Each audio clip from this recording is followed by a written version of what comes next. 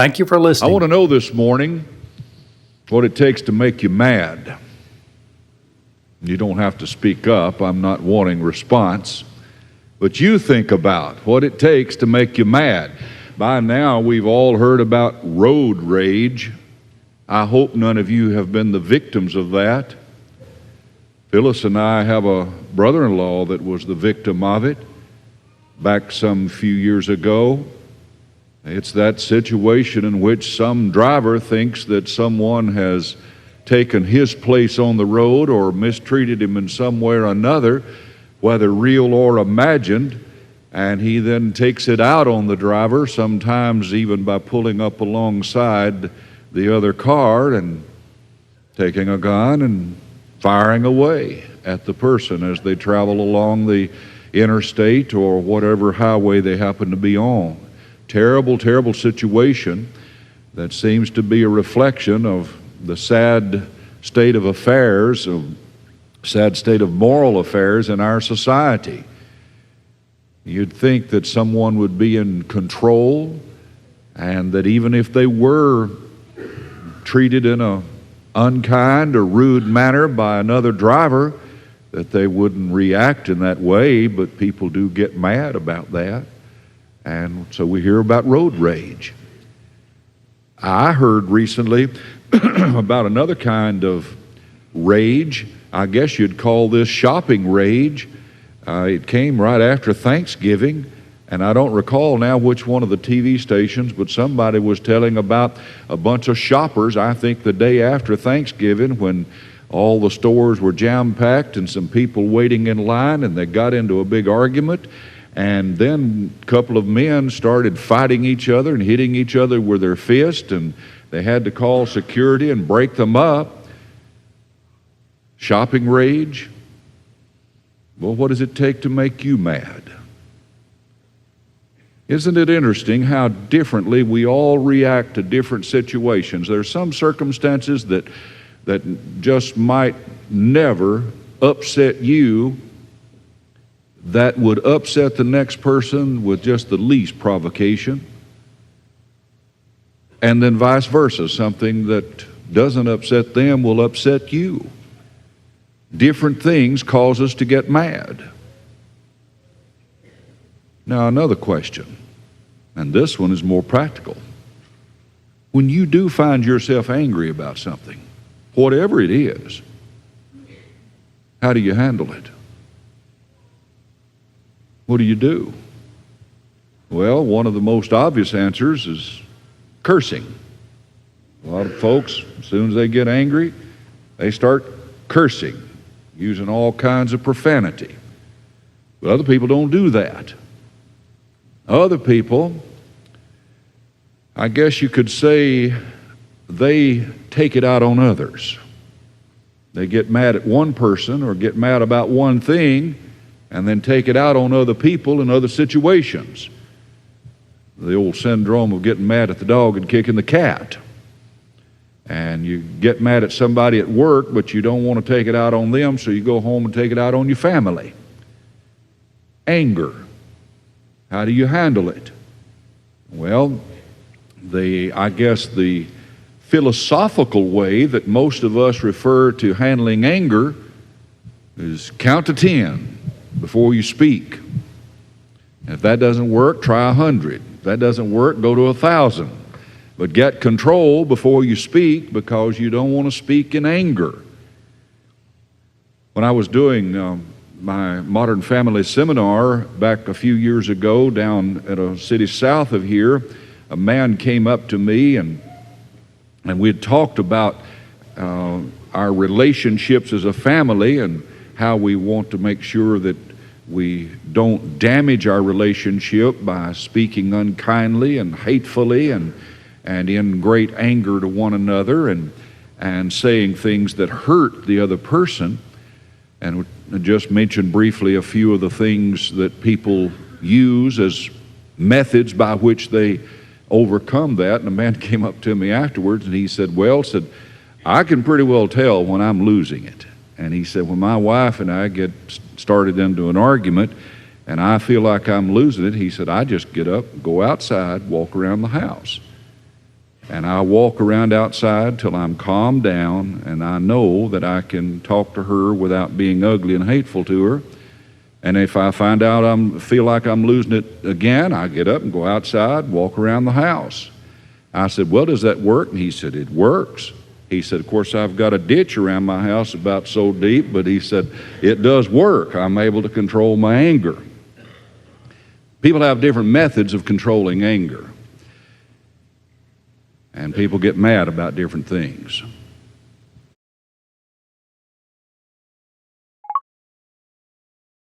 Even-tempered, that has that cool spirit when hotheads are around, there's a person who's learned wisdom, developed the ability to exercise control of his words. Now look at chapter 19, verse 11. The same thing is mentioned. Chapter 19, verse 11. The discretion, and there the word is wisdom in the New International Version.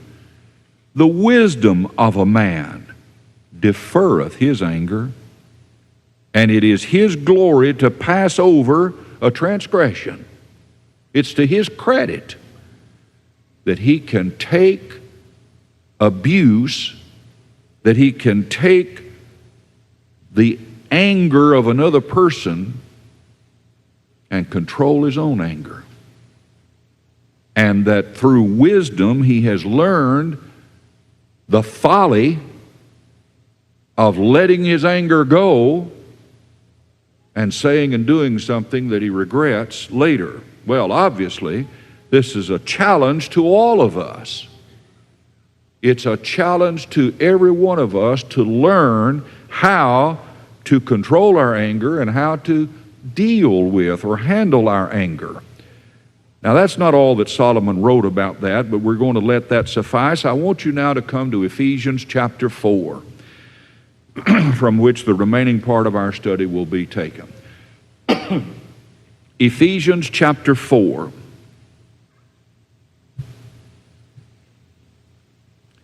I'll give you a moment to find it. I want you to read this with me, 4 verses. First of all, let's read verses 26 and 27.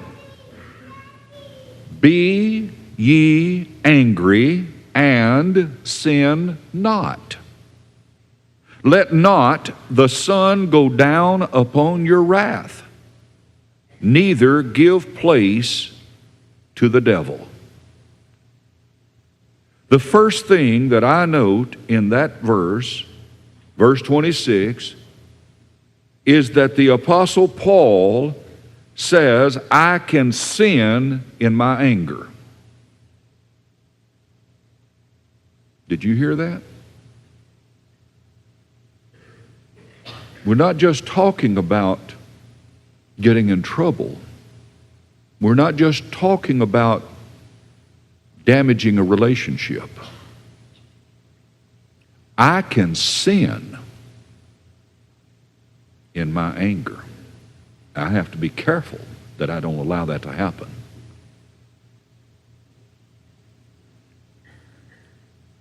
The commandment in verse 26 is not, don't be angry. That's not there. The Bible does not make it a sin to be angry. And one of the simplest ways to understand that it's not a sin within itself or to be angry within itself is to remember the life of Jesus, who lived sinlessly. And yet he was angry. As an example, when he found those in the temple making merchandise of the house of God and overturned the tables and drove out those people. Anger itself is not wrong. First of all, whether or not it's wrong or right to be angry depends upon what you're angry about. Do you recall I asked you in the very beginning, what does it take to make you angry? I saw a plaque one time that says, The size of a man can be measured by what it takes to make him angry. Isn't it strange that some of us can get so upset when we miss that green light and it's all of a sudden turned red and we have to stop and wait a whole 30 seconds? Just get upset about something like that. And then all around us there are things going on that are so wrong and of such magnitude that it ought to enrage us, that we ought to have outrage, but it hardly gets our attention. So first of all, when you think about being angry, realize that whether it's right or wrong to be angry depends first upon what you're angry about. But then secondly, what this text is about is, what do you do with that anger? How do you handle it? How do you express it? What do you do with it? That's why the passage says, be ye angry and sin not. In other words, don't sin when you're angry. So how do you do that? How do you avoid sinning when you're angry? Notice the next part, verse 26. Let not the sun go down upon your wrath. Now that's not to be taken literally. I've heard people say that my wife and I have never gone to bed angry. We've always obeyed the Bible. Let not the sun go down upon your wrath. Well, I know some marriages that you sure would stay up a long time if you didn't go to sleep angry. That'd be the case with some. But I think of this logically also. If you're supposed to settle your differences before you go to sleep, does that mean that the people that get angry in the morning can hold on to their anger a little bit longer? But if you get mad 10 minutes before you go to bed, then you can't be angry very long. But if you get mad at 10 o'clock in the morning, you can be angry all day long. That wouldn't make any sense, of course. So that's not what this is about. Let not the sun go down upon you. It simply means this. Don't brood over it. Don't dwell on it. And don't just let it keep simmering and then start getting hotter and boiling to the point that you just explode. No, don't do that. You know what this is really saying? Let not the sun go down upon your wrath means deal with that anger and get over it. Deal with it and get over it and move on. Life goes on, you go on with it. So how would you go about doing that? Well, you give some thought to it. Why am I angry? What's the real reason that I'm angry? Is it a justifiable reason? Is there something I can do about it? Is it something out of my control? And see, the answers to those and similar questions begin to kind of focus your attention on the real situation. I'm mad at this person. Do I intend to stay mad? I'm never going to be unmad again. Well, of course not. I don't mean that. Well, what can I do? What can I do about it? And what's the best way for me to handle or express this anger that I'm feeling? These are practical matters in our relationships, not only at home, but in the office, on the playground, at school, here in the church, wherever we are. We all get angry. We all have those things that upset us.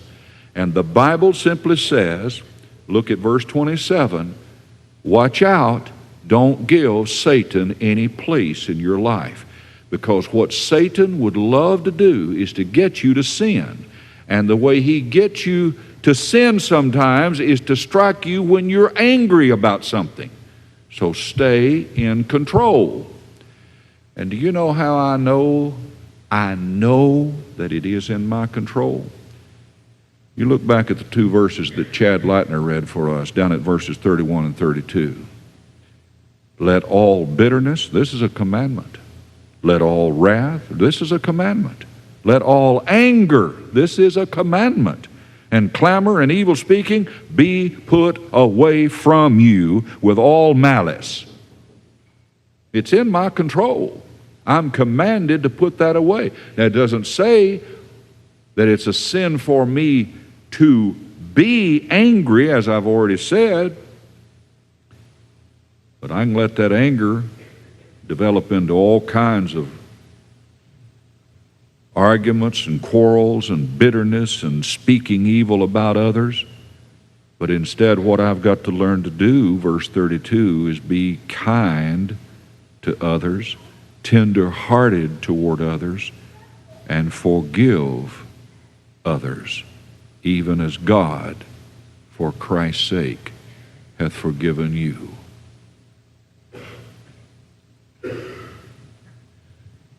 Brethren, are you listening? Make a note in your mind that what you've just read was written to the church. It was written to Christians in the first century.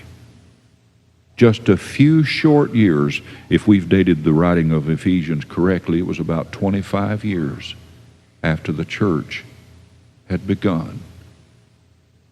And how interesting that some of these Ephesians in their early existence as Christians needed this encouragement.